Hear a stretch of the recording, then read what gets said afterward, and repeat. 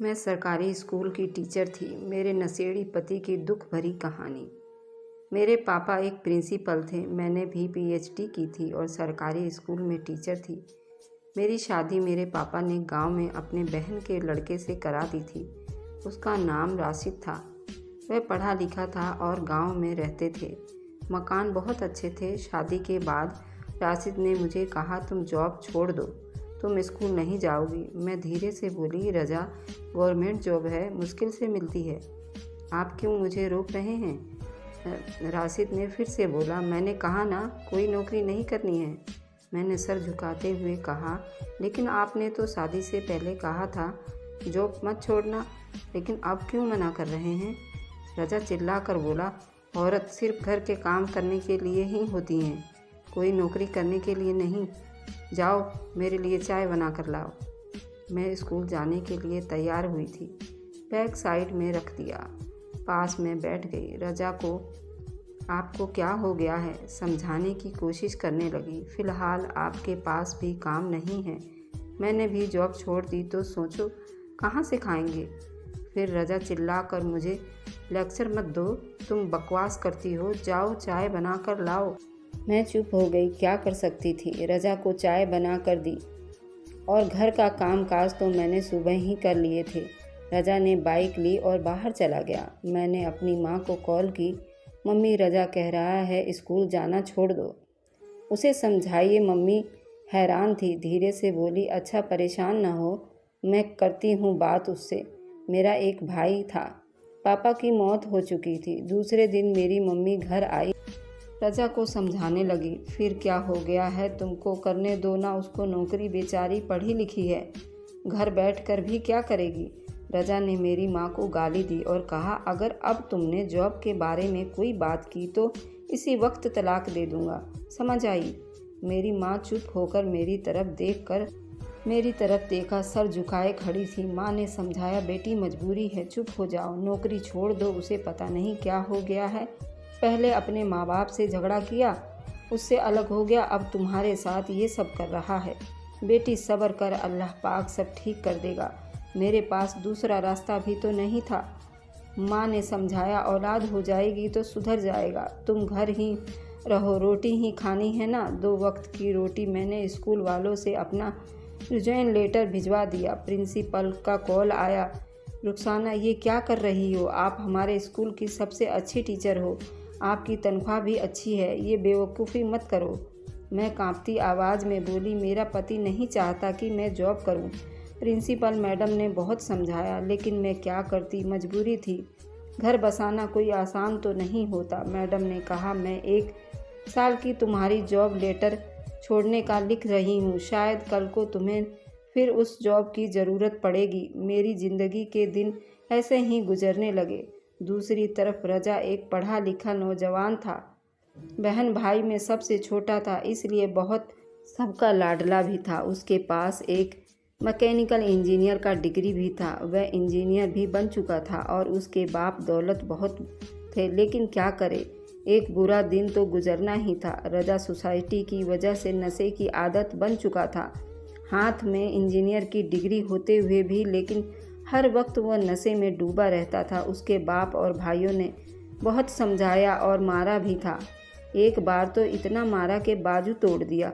वह लहूलुहान खून में लथपथ हो चुका था। उसकी माँ चीख चीख कर रो रही थी। रजा शराब में डूबा हुआ था। रजा की भाभी ने उसे कहा, हम रजा के साथ नहीं रह सकते, वह शराबी है, कुछ भी कर सकता है। बाप जमींदार था, गांव का चौधरी कहलाता था। एक दिन रजा घर आया तो उस दिन शराब नहीं पी रखी थी। बाप ने उसे पास बिठाया और समझाया, देखो बेटा, तुम्हें प्यार से भी समझाया और मार पीट कर भी समझाया, मगर तुम नहीं सुधरे, तुम्हारे पास अब आखिरी मौका है, या तो शराब छोड़ दो या हम लोगों को। रजा अपनी माँ के तरफ देखने लगा, पापा मैं बेबस हूँ, छोड़ना चाहता हूँ लेकिन नहीं छोड़ पाता। पापा ने प्यार से समझाया, तुम्हें अस्पताल में भर्ती करवा देते हैं, तुम्हारा इलाज होगा।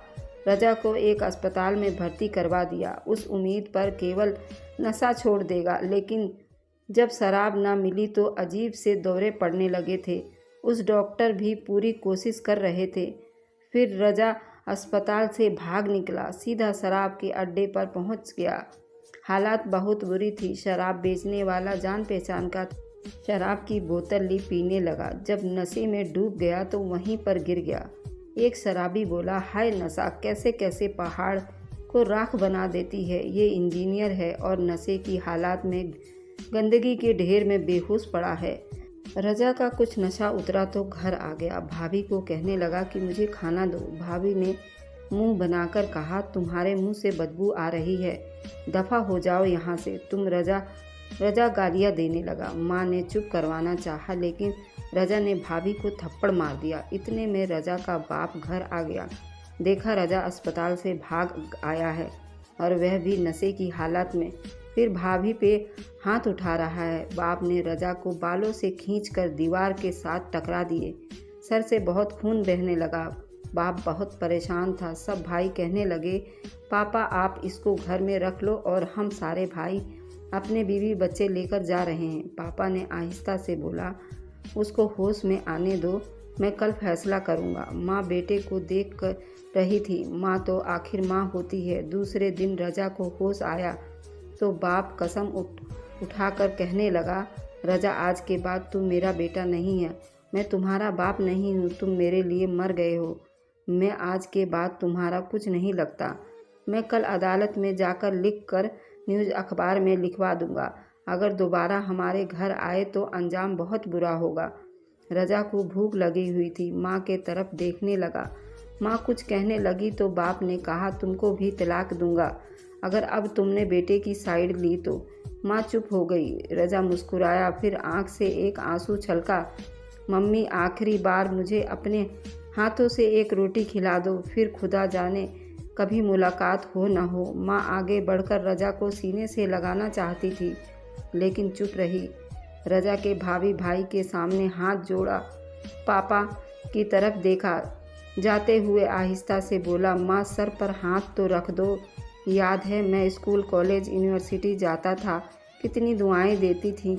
माँ मैं खुद उस बुराई से जान छुड़ाना चाहता हूँ, मगर क्या करूँ, ये शराब है कि मुझे छोड़ती ही नहीं।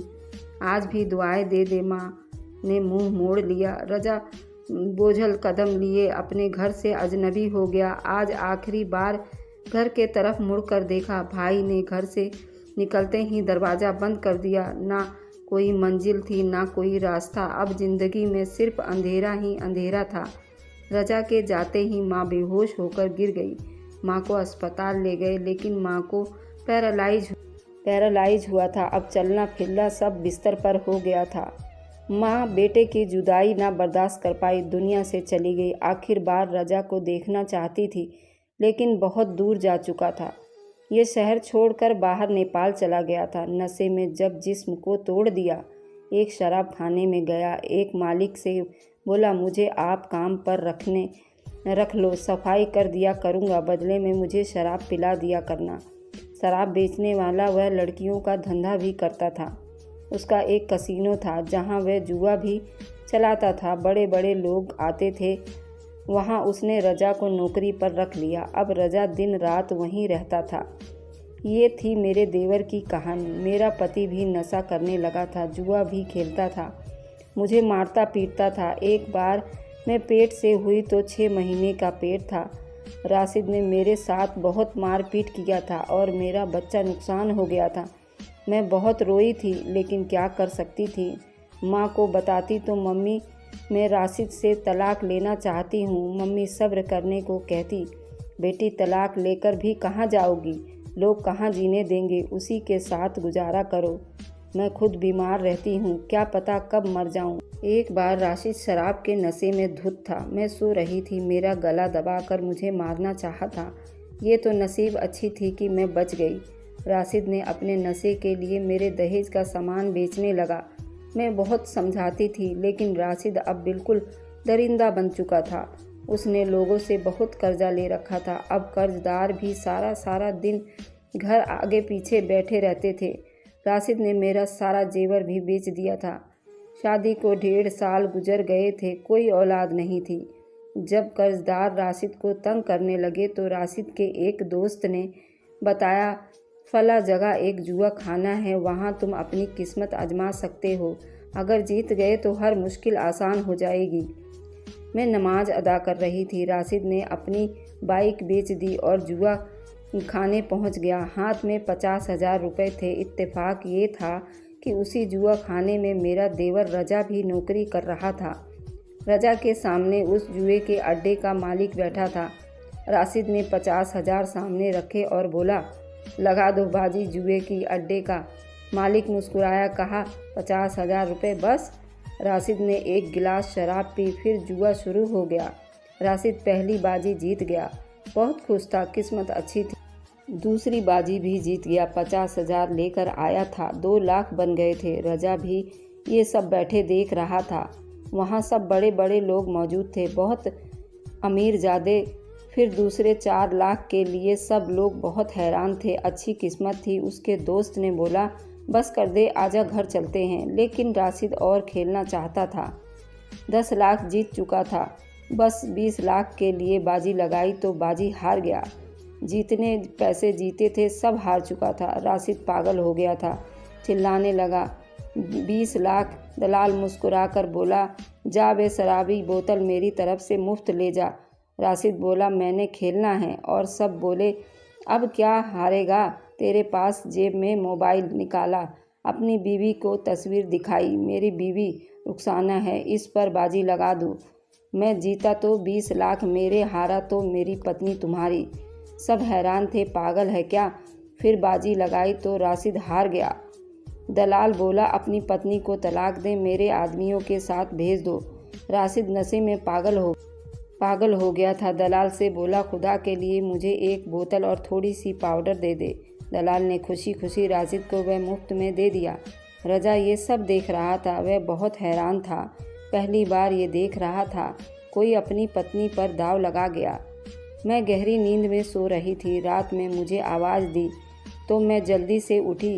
क्या हुआ। राशिद आहिस्ता से बोला, मैं तलाक देता हूँ। 3 तलाक हो गई। मैं बहुत रोई। एकदम मेरे ऊपर कयामत टूट पड़ी। राशिद ने कहा, ले जाओ इसे। मैं चीखने चिल्लाने लगी, मुझे कुछ समझ नहीं आ रहा था। दलाल के आदमियों ने मुझे पकड़ रखकर साथ ले गए। मैं फिर ज़ोर ज़ोर से चीखने चिल्लाने लगी। राशिद को आवाज़ देने लगी तो उन्होंने मुझे पिस्तौल दिखाया और चुप रहने को कहा। राशिद शराब के नशे में धुत था, शराब बहुत ज़्यादा पी रखी थी। मुझे जुए के अड्डे पर ले गए। मैं रो रही थी। मैं नहीं जानती थी कि उसके साथ क्या खेल खेला जा चुका है। दूसरे जानिब दलाल ने उस दिन जो शराब पिलाई थी वह जहरीली और नकली, और कुछ ही घंटों में उसकी मौत हो गई। अब कोई नहीं जानता था कि मुझे कौन लोग उठा के ले गए। सुबह जब राशिद के माँ बाप को जब खबर मिली तो उन्होंने मुझ पर इल्ज़ाम लगा दिया कि मैं राशिद का कत्ल करके भाग गई हूँ। दलाल ने मुझे एक कमरे में बंद कर दिया। मैं बहुत रो रही थी। रजा सारा मंजर देख रहा था।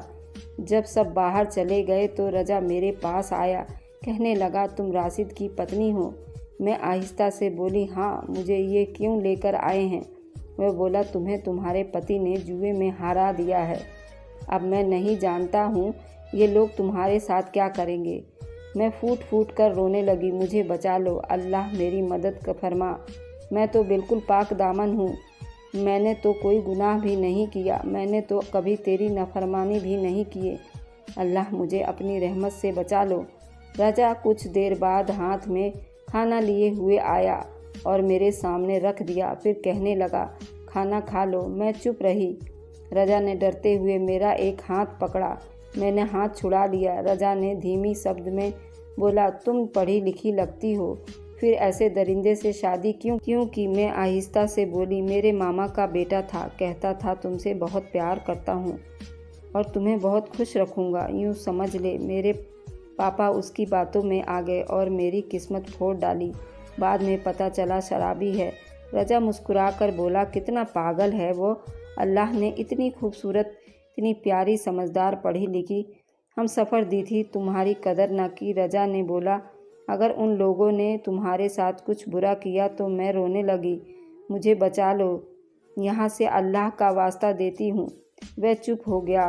दलाल ने रजा से कहने लगा कि ध्यान रखना, शाम को यहाँ से चली जाएगी।